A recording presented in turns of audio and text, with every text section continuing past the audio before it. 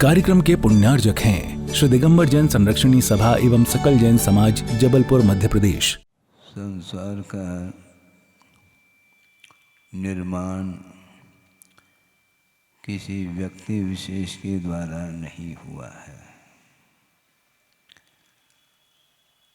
भिन्न भिन्न सिद्धांत को लिए हुए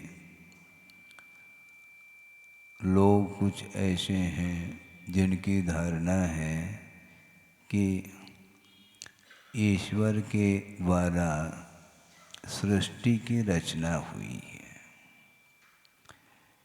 एक सज्जन आए थे गुरुदेव के पास। उन्होंने कहा कि महाराज, सृष्टि की रचना के विषय में आपकी क्या धारणा है, आपके क्या विचार हैं? ईश्वर के विषय में आपका क्या भाव है? क्या आप ईश्वर को स्वीकार करते हैं क्या नहीं? तो गुरुदेव ने कहा, ईश्वर को क्यों नहीं स्वीकार करते? ईश्वर का अर्थ होता कौन है? वो स्वामी के रूप में लिया है। जगत के जो स्वामी हैं, तीन लोक के जो नाथ हुआ करते हैं, वे ही ईश्वर माने जाते हैं। उनको हम स्वीकार करते हैं, लेकिन ईश्वर कर्तृत्ववाद को हम स्वीकार नहीं करना चाहते। इसलिए स्वीकार नहीं करना चाहते हैं कि ईश्वर कोई व्यक्ति विशेष का नाम है, ऐसी उन लोगों की धारणा है और उनके द्वारा ही सृष्टि की रचना हुई है। किंतु इसमें बहुत बड़ा प्रश्न ये खड़ा हो जाता है, जिन्होंने सृष्टि की रचना की है, उनकी रचना किसके द्वारा हुई? क्योंकि आप कर्तृत्व को स्वीकार कर रहे हैं, तो आप भी किसी न किसी के द्वारा आपका भी तो निर्माण होना चाहिए। आपका कर्ता भी कोई दूसरा होना चाहिए। यदि दूसरा है तो उनका कर्ता कौन है? और दूसरा तो उनका कर्ता कौन है? कोई व्यवस्था नहीं बन पाती। इसी का नाम अनवस्था दोष माना जाता है। इसलिए ईश्वर ने सृष्टि की रचना नहीं की, किंतु ये अनादि अनिधन यह लोक है, जिसका न कोई निर्माता है, न इसका कोई संरक्षण करता है, न इसका संहार करने वाला कोई विशेष व्यक्ति है। किंतु ये अनादि अनिधन है, किसी के द्वारा निर्मित नहीं है। एक बात। दूसरी बात ये है, एक ही ईश्वर होता है और उनके ही सारे सारे अंश हैं। इस प्रकार की भी मान्यता ठीक नहीं। इस मान्यता के निवारण के लिए ही कुंद स्वामी ने मंगलाचरण के रूप में ही कहा है समय सार ग्रंथ में कि वंदित्व सौव सिद्धे। मैं सिद्ध परमेष्टि की वंदना करता हूँ। वह कितने हैं? सौव सिद्धे। इसका अर्थ सिद्ध परमेष्टि एक नहीं, प्रभु एक नहीं, किंतु अनंत के रूप में है। जितनी संख्या में सिद्ध परमेष्टि हैं, उनकी मैं वंदना करता हूँ। इसी से स्पष्ट हो जाता है कि ईश्वर एक नहीं, भगवान एक नहीं, किंतु अनंत हैं। और वो सारे सिद्धत्व को जो उपलब्ध किए हैं, उन्होंने संसार के स्वरूप को समझते हुए ही संसार का क्या स्वभाव है इसका परिज्ञान करके इस संसार से वो ऊपर उठ चुके हैं और उनकी संख्या अनंत के कोटि में है।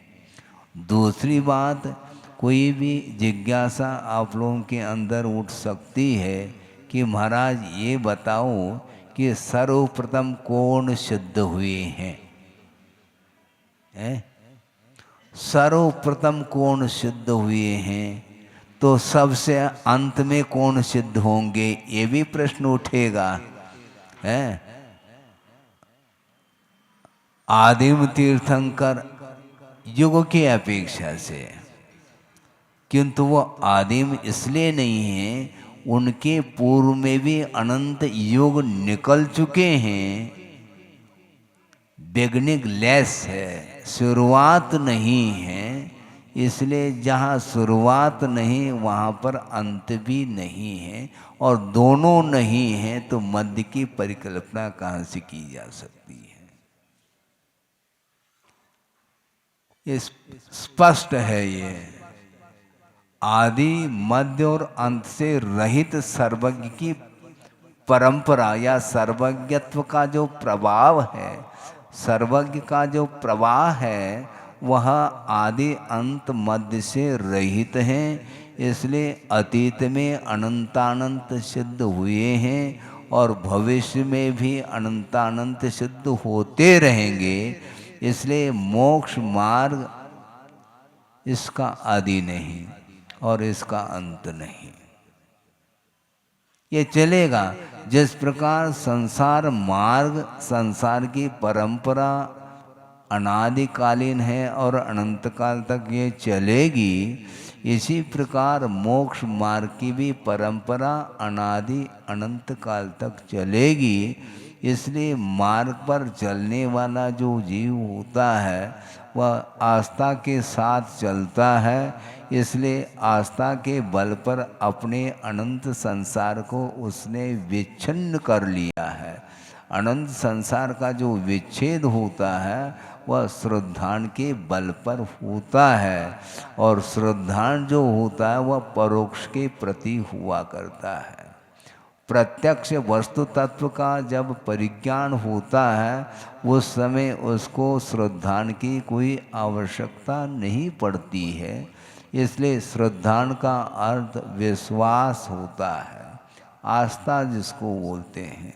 और भगवान ने जैसा वस्तु के स्वरूप का विश्लेषण किया है, प्ररूपणा उन्होंने की है, उसी के अनुरूप श्रद्धान का विषय बनाना यह सम्यक दर्शन माना जाता है। इसलिए प्रत्येक पदार्थ का जैसा स्वरूप स्वभाव है उसी प्रकार उसको स्वीकार करने का हमें प्रयास करना चाहिए। अपने बुद्धि का प्रयोग कभी भी नहीं करना चाहिए।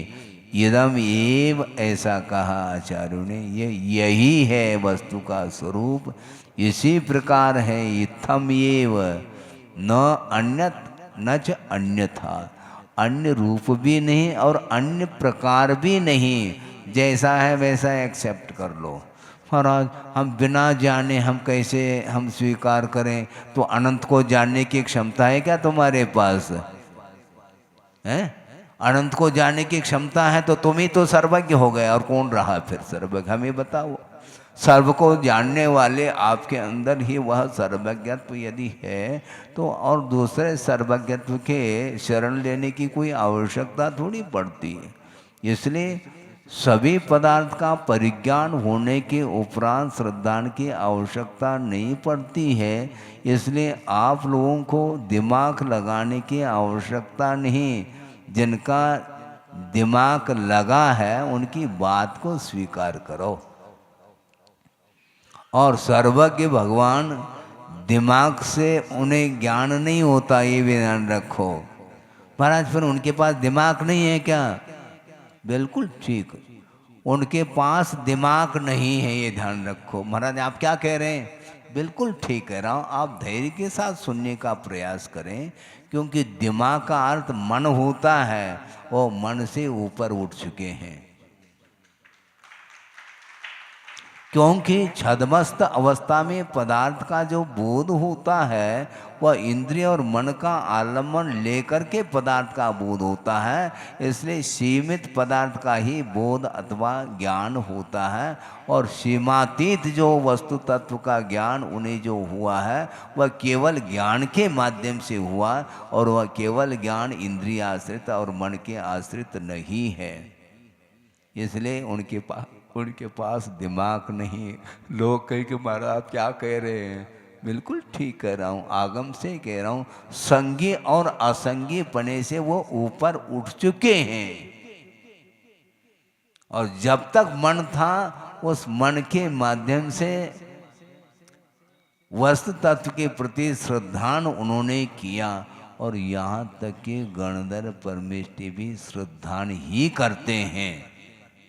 उनके लिए भी वस्तु तत्व का ज्ञान प्रत्यक्ष रूप से नहीं होता, आगम के आलम्बन से ही होता है। अमूर्त पदार्थ का ज्ञान गणधर परमेष्टि को भी संभव नहीं है। धर्म द्रव्य, अधर्म द्रव्य, आकाश द्रव्य, काल द्रव्य, ये चारों द्रव्य अरूपी हैं, अमूर्त हैं। तो जब अमूर्त है तो वह इंद्रिय का विषय नहीं बन सकता, और जो इंद्रियातीत ज्ञान गणधर परमेष्टि को है नहीं। उनके पास जो ज्ञान है, उनके पास भी मति ज्ञान, श्रुति ज्ञान है, ये बात अलग है। अवधि ज्ञान, मन पर ज्ञान, ये दोनों प्रत्यक्ष ज्ञान हैं, किंतु ये दोनों ज्ञान रूपी पदार्थ को ही पकड़ते हैं और रूपी पदार्थ को नहीं। रूपिना अपने रूपिषु अवधि है, रूपी पदार्थ में ही अवधि ज्ञान का वह विषय बनता है। तद अनंत भागे मन पर्यय से उसका जो अनंतवा भाग, जो सूक्ष्म विषय है, उसको ग्रहण करने की क्षमता मन पर ज्ञान के पास है।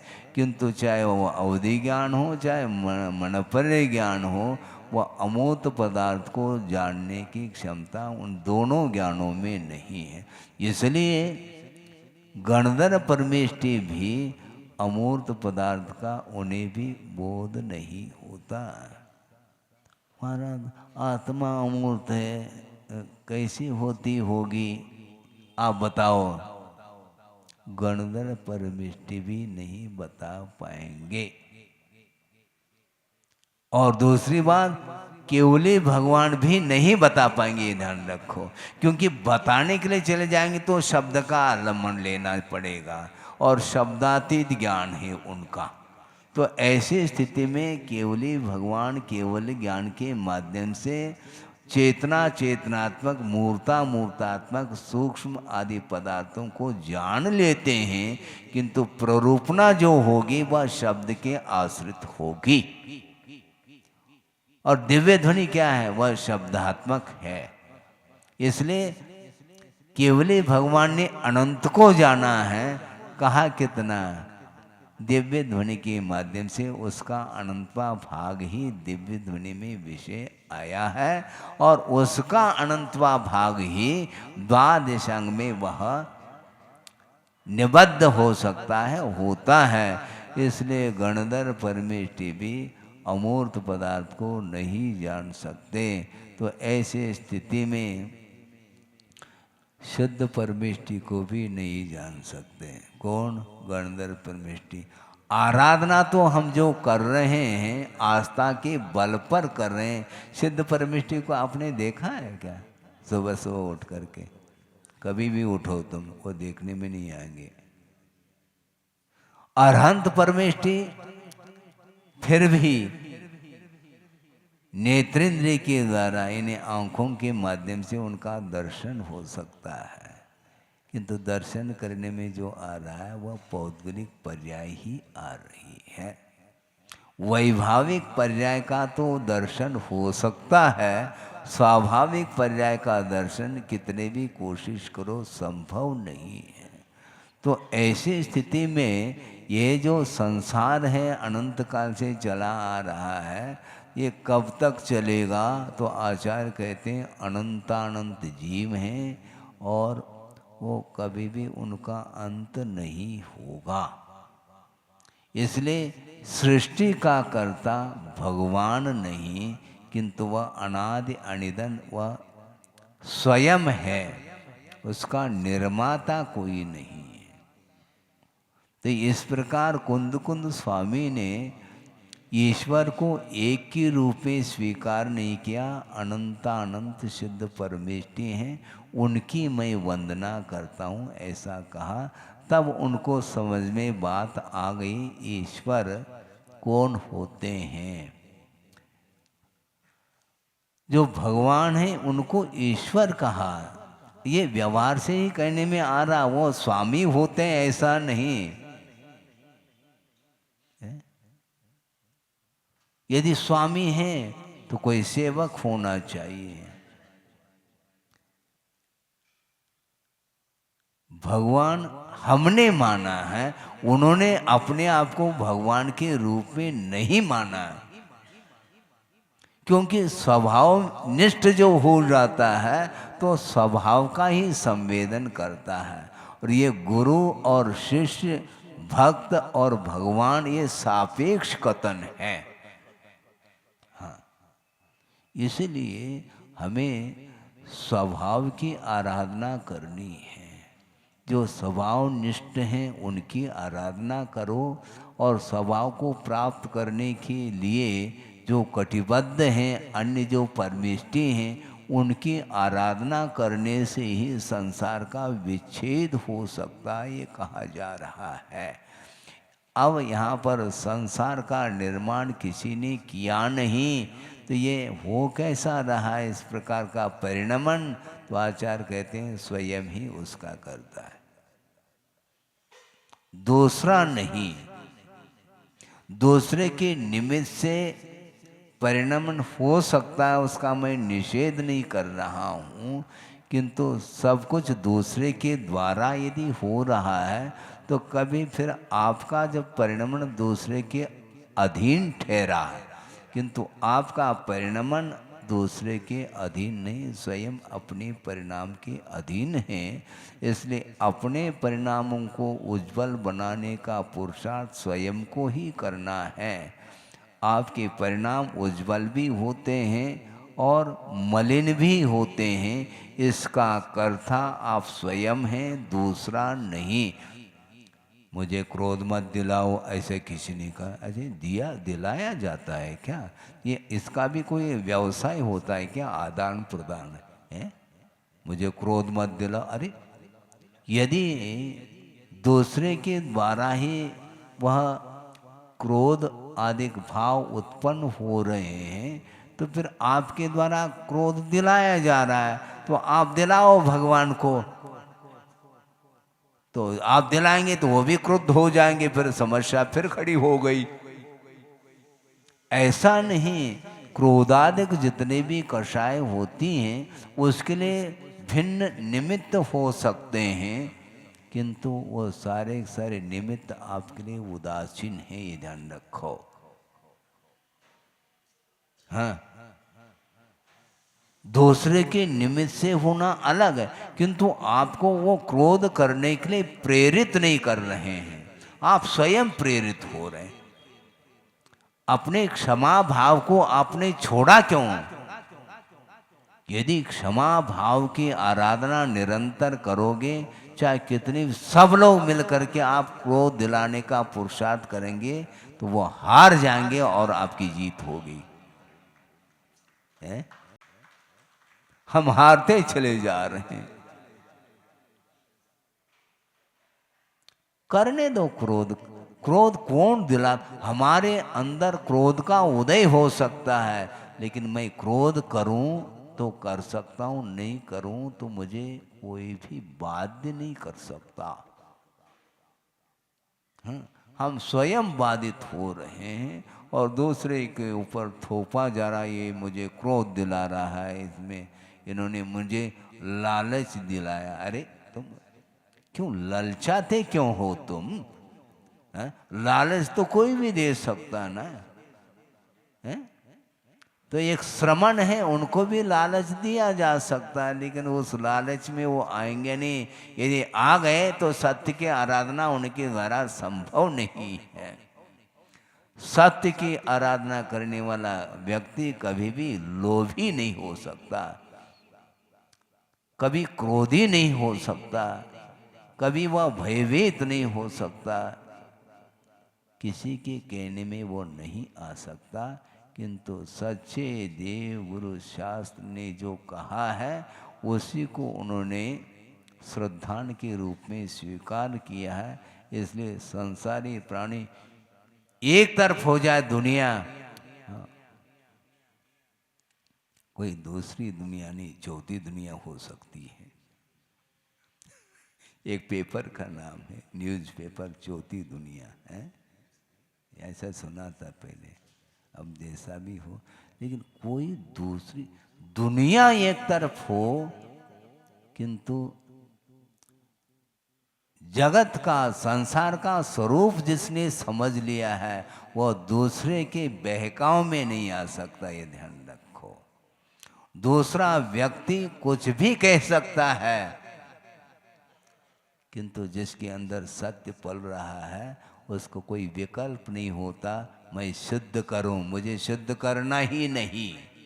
क्योंकि संसारी प्राणी के सामने हम सिद्ध करेंगे तो कोई उसके ऊपर प्रभाव पड़ने वाला नहीं है। हकीकत क्या है मैं जानता हूं और भगवान जानते हैं। आप कुछ भी छापो, छापने का अधिकार आपका है, किंतु आपके छापने से कुछ नहीं होने वाला। यहाँ पर जो छप रहा है वह सत्य है, ये ध्यान रखो। अपने परिणाम जो है, अपने भीतर जो परिणाम उत्पन्न हो रहे हैं वह सत्य को लिए हुए हैं। आपके कुछ भी कहने से वह कभी श्रवण प्रभावित नहीं हो सकता। इसलिए संसार का निर्माण अपने ही परिणाम के द्वारा हो रहा है, उसमें किसी दूसरे का लेन देन नहीं है।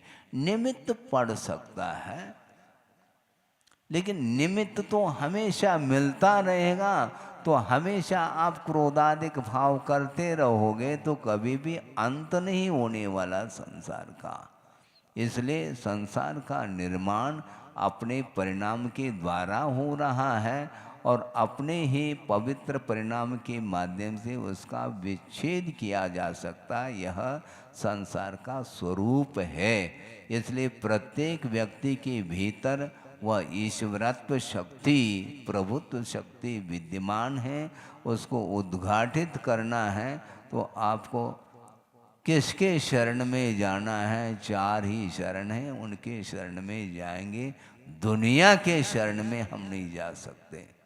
किसी ने कहा कि महाराज दुनिया एक तरफ जा रही है, आपको आपके तरफ कौन रहेंगे? आपके पक्ष में कौन रहेंगे? आपको चिंता क्यों है? मुझे इसलिए चिंता नहीं क्योंकि मेरे पक्ष में अनंत सिद्ध परमेष्ठि है। ध्यान रखो।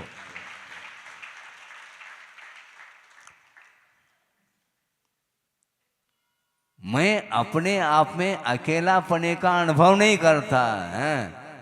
आप समझ क्या रहे हो? हम पूरी दुनिया एक तरफ रहो। आप सिद्धों की संख्या से संसारी प्राणियों की संख्या अनंत गुनी है। रहो, बहुमत आपका ही रहेगा, संसार का ही बहुमत रहेगा।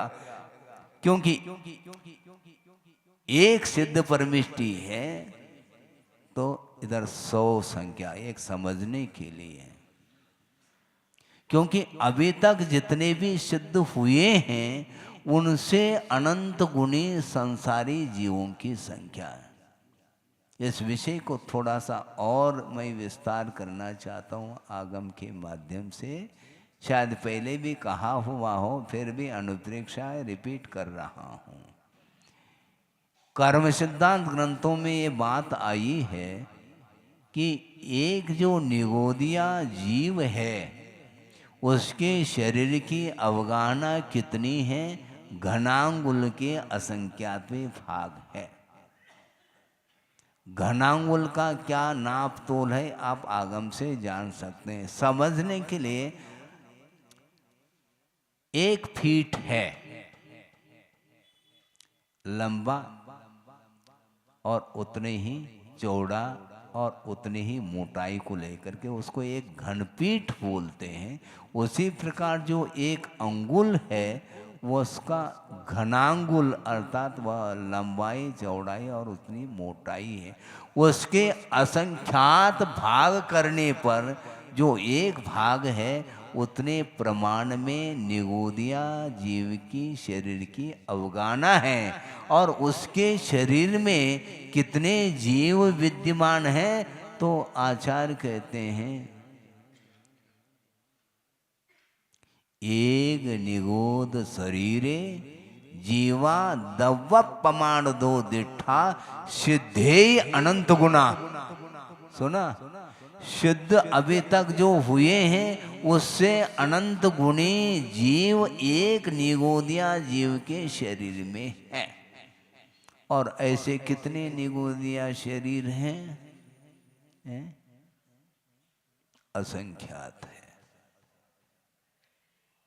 अनंत नहीं, जीवों की संख्या अनंत है, शरीर की संख्या असंख्यात है। तो ऐसे स्थिति में एक निगोदिया जीव के शरीर के भीतर सिद्धों से अनंत गुणे जीव हैं और ऐसे असंख्यात निगोदिया जीव के शरीर हैं। तो ऐसे स्थिति में संसार का अंत हो तो कैसा हो मुझे बताओ आप। और दूसरी बात, यह जो व्याख्यान है ये सार्वकालिक व्याख्यान है, ये ध्यान रखें। और आज के डेट से अनंत काल व्यतीत होने के बाद सिद्धों की संख्या तो बढ़ जाएगी, किंतु उस समय भी यही व्याख्यान होगा, शुद्धों से अनंत गुणे एक निगोदिया शरीर के भीतर जीव रहेंगे। इससे स्पष्ट है वह संसार अनादि अनंत रहेगा। इसलिए हमेशा संसारी जीवों की संख्या अनंत के कोटि में है। इसलिए हमारा समर्थन हो कैसा सकता है? मेरा समर्थन कौन करेंगे? हमारे साथ कौन है? पंच परमेष्टि हमारे साथी हैं। हम किसी के साथ रहना नहीं चाहते हैं। हाँ, आपके साथ हम नहीं दे सकेंगे। हमारा साथ यदि आपको देना है तो आ जाओ, सीधी सीधी बात है। क्योंकि हमने सबको छोड़ दिया है। संसार के स्वरूप को समझ करके उसका विच्छेद करने के लिए हम पुरुषार्थ कर रहे हैं, मोक्ष पुरुषार्थ। और आपको अर्थ पुरुषार्थ करना है तो अब करत रहो, आप करते रहो। इसलिए आपके साथ हम कहाँ रह पाएंगे? और अर्थ पुरुषार्थ करते करते धीरे धीरे यदि मोक्ष पुरुषार्थ करना चाहो तो आपके लिए स्थान खाली है, रिक्त है, हम बिठा सकते हैं।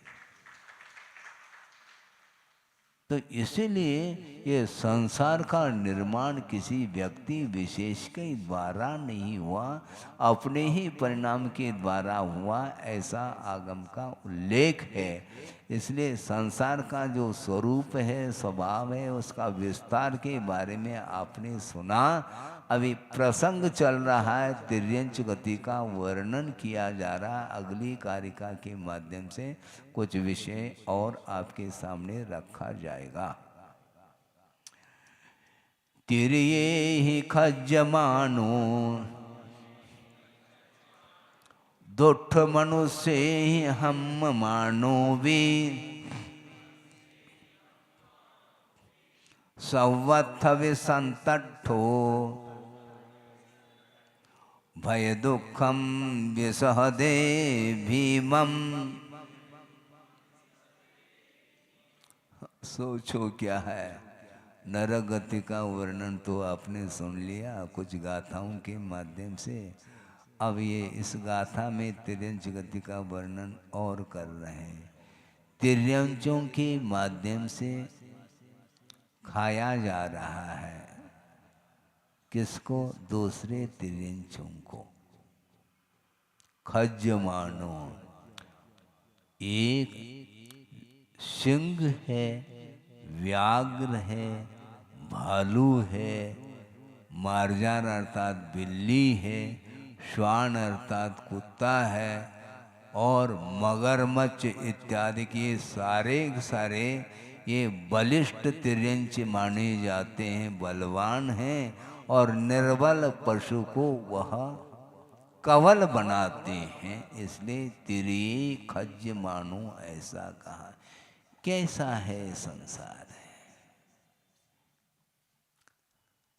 कभी आप भयो बलहीन, सबलन कर खायो अति दीन। जो सबल पशु है उसके द्वारा खाया जा रहा है, निर्बल पशु खाने में आ रहा है, भक्षण किया जा रहा है। एक जीव दूसरे का भक्षण कर रहा है, उस समय कितना तीव्र दुख का अनुभव करता होगा वह तिर्यंच जो मरण को प्राप्त हो रहा है दूसरे पशु के द्वारा। वर्तमान में भयानक जो जंगल है, वन है, अरण्य जिसको बोलते हैं, रात दिन वहाँ पर क्या चल रहा आपको कोई भी ज्ञात नहीं है। और इसी को बोलते हैं संयोग हैं। जो निर्बल पशु हैं वहीं पर पैदा होते हैं जहाँ पर हिंस्र पशु होते हैं, और उनके द्वारा उनका विनाश देखा जाता है। आप निश्चिंत होकर के शयन कर रहे हैं, किंतु रात दिन उनके सामने मृत्यु खड़ी है, दहाड़ रहा है। एक दहाड़ के माध्यम से ही उसके प्राण समाप्त हो जाते हैं। इतने निर्बल पशु होते हैं। खाने के पहले ही मरण को प्राप्त होने वाले भी वहाँ पर जीव होते हैं। छलांग लगाता है वह हिरण, किंतु अंत तो गत्वा उसके पकड़ में आ जाता है और वह वार कर लेता है, अंत हो जाता है। ये किसके द्वारा ऐसा परिणाम हो रहा है? स्वयं ही संसारी प्राणी अज्ञान दशा में इस प्रकार का कर्म का बंध किया है। अर्थात दूसरे के प्रति जैसा व्यवहार किया है, दूसरे के प्रति जैसा कृत्य किया है, उस कृत्य का ही परिणाम वर्तमान में उसके सामने आ रहा है। रिजल्ट बताता है। रिजल्ट, परिणाम का नाम रिजल्ट है और परिणाम का नाम भाव है। अपने परिणाम के द्वारा वह परिणाम निकल रहा है, दूसरे के द्वारा नहीं। सोचो, विचार करो। छोटे बड़े जो मछली हैं वह मछल रही हैं, मगरमच्छ के मुख में पहुंच रही हैं, और मगरमच्छ का वह मुख बंद हो जाता, उसके पेट में सारे सारे मरण को प्राप्त होते हैं।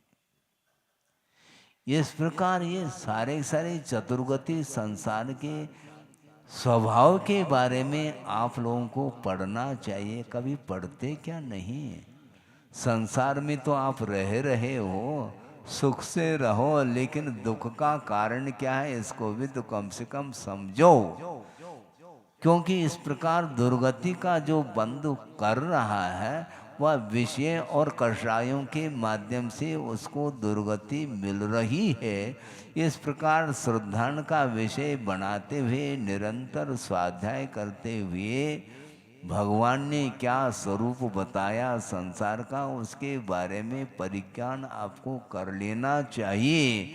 और मात्र ज्ञान ही प्राप्त नहीं करना, उस संसार के स्वरूप के बारे में समझ करके पापों से बचने का पुरुषार्थ करेंगे तो संसार से ऊपर उठ सकते हैं। कोई लिफ्ट नहीं लगा है, जैसे लाका भवन में है लिफ्ट लगा है वो आप ऊपर चढ़ जाओ, ऐसा संसार में कोई लिफ्ट ही नहीं, किसी को लिफ्ट देते भी नहीं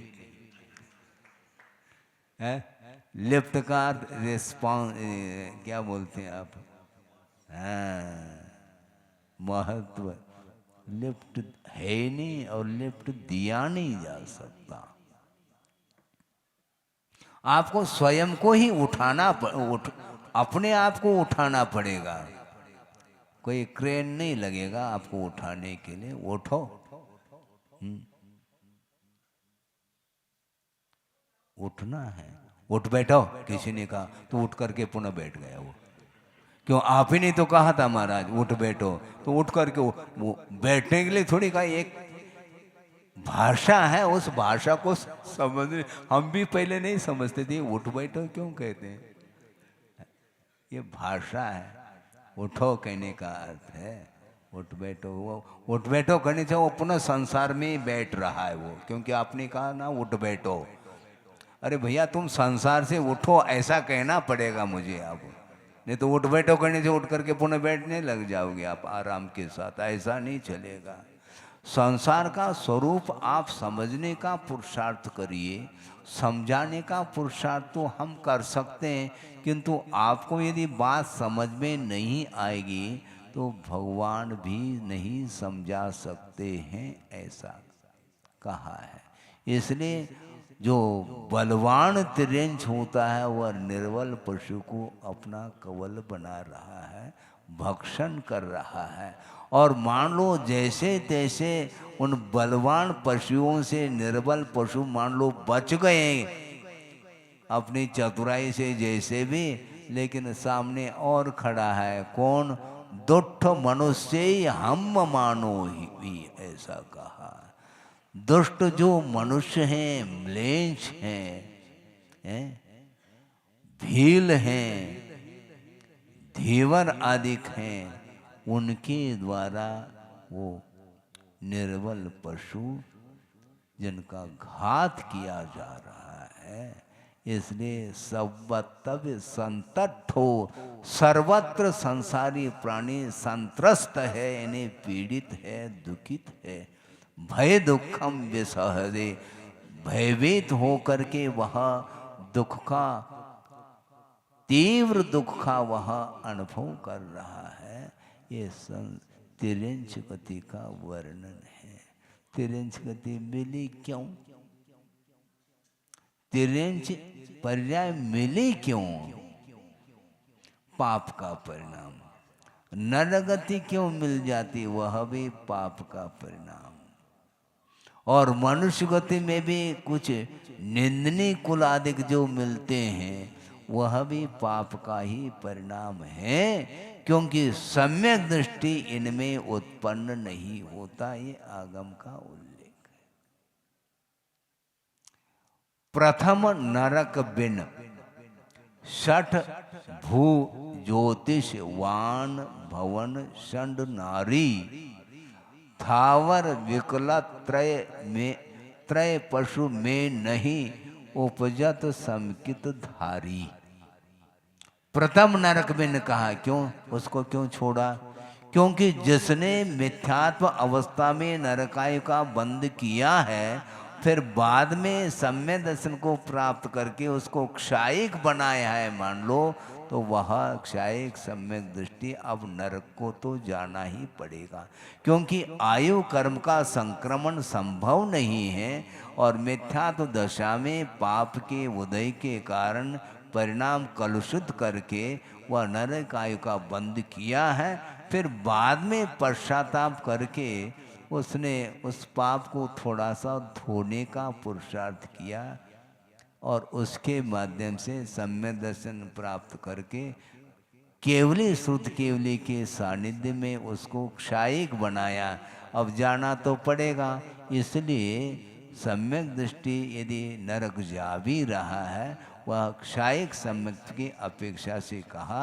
इसलिए प्रथम नरक बिन, प्रथम पृथ्वी को छोड़ करके अन्य पृथ्वियों में सम्यक दृष्टि कभी भी सम्यक दर्शन को साथ लेकर के जा नहीं सकता।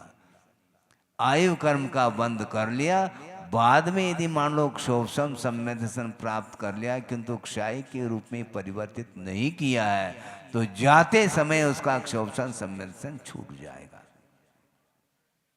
इसलिए षठ भू यानी 6 पृथ्वियों में उत्पन्न नहीं हो सकता। सम्यक दृष्टि। और वान भवन षंड नारी, भवनवासी, व्यंतर और ज्योतिष ये भवनत्रिक माने जाते हैं। सम्यक दृष्टि इनमें उत्पन्न नहीं हो सकता। षंड अर्थात नपुंसक पर्याय को प्राप्त नहीं कर सकता। किसी भी गति संबंधी वह स्त्री पर्याय को धारण नहीं कर सकता और स्थावर पर्याय को भी धारण नहीं कर सकता। विकलत्रय नहीं बन सकता और अल्प आयु वाला नहीं हो सकता। दरिद्र कुल में पैदा नहीं हो सकता, निंदनीय कुल में पैदा नहीं हो सकता। कौन अविरत सम्यक दृष्टि भी क्यों न हो, उसने अनुव्रत अथवा महाव्रत अंगीकार नहीं किया है, इसके उपरांत भी यदि उसके पास सम्यक दर्शन विद्यमान है तो इस प्रकार के पर्याय को वो प्राप्त नहीं कर सकता। और जो तिर्यंच गति को प्राप्त हुआ है वह मिथ्यात्व के साथ बंद किया है, फिर बाद में उत्पन्न हो रहा है। ये स्थिति है। कर्म भूमि का जो तिर्यंच है वह मिथ्यात्व के साथ ही पैदा होता है। और मिथ्यात्व के साथ यदि मान लो किसी ने तिर्यंच आयु का बंद कर लिया, फिर बाद में यदि मानव क्षायिक सम्यक को प्राप्त करता है तो वह भोग भूमि का तिर्यंच होता है। इसी प्रकार जो मनुष्य है मिथ्या दृष्टि है और वह मनुष्य आयु का बंद कर लिया मान लो और फिर बाद में सम्यक दर्शन क्षायिक बना लेता है तो भोग भूमि का मनुष्य बनता है। इसीलिए अन्य के लिए कोई भी रास्ता नहीं। सम्यक दर्शन की महिमा है इसलिए वह दुर्गति से बच रहा है, किंतु नरक तिर्यंच आदि गतियों को प्राप्त करने वाला जो मिथ्या दृष्टि है वही इस प्रकार के क्रूर तिर्यंच आदि में पैदा होता है और एक दूसरे के साथ वह इस प्रकार व्यवहार करता है और पुनः तिर्यंच गति में क्रूर परिणाम होने के कारण पुनः नरक आयु आदि का बंद कर लेता है। इस प्रकार ये परंपरा समाप्त नहीं हो रही। आप बहुत शांति के साथ सुन रहे हैं, इसलिए पंखे की आवश्यकता नहीं, क्योंकि धीरे धीरे ठंड बढ़ रही है, पंखे बंद हो गए हैं। तो ऐसा ही होता, थोड़ी सी प्रतिकूलता हो गई तो बस, लेकिन वहां पर प्रतिकूलता ही प्रतिकूलता है, वहां पर कोई अनुकूलता नहीं। क्यों? अनुकूलता के कारण ही वहां इस प्रकार पाप करता है। ऐश करते रहो, आराम करो, फिर आराम करो हमेशा के लिए। कहाँ और कहाँ जाना है? तो इसलिए इस प्रकार सर्वत्र जो है वह संत्रस्त है, वह तिर्यंच और भयभीत हो करके दुख का अनुभव कर रहा है, भयानक दुख का अनुभव होता है। अब सुख की नींद ले रहे हैं और उनको एक क्षण के लिए भी नींद नहीं आएगी। हिरण आदि पशु गाय इत्यादि चर रहे हैं, हाँ, लेकिन पीछे से वार हो जाता है, तत्काल प्राण चले जाते हैं।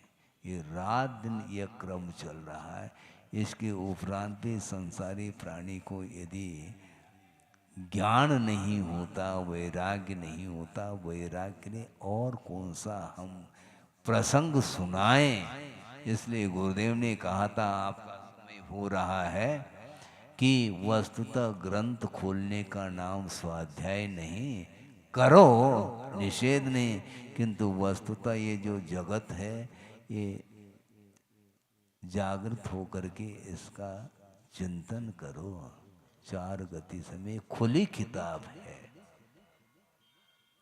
अपने अपने किए हुए कर्म का फल भोग रहा है।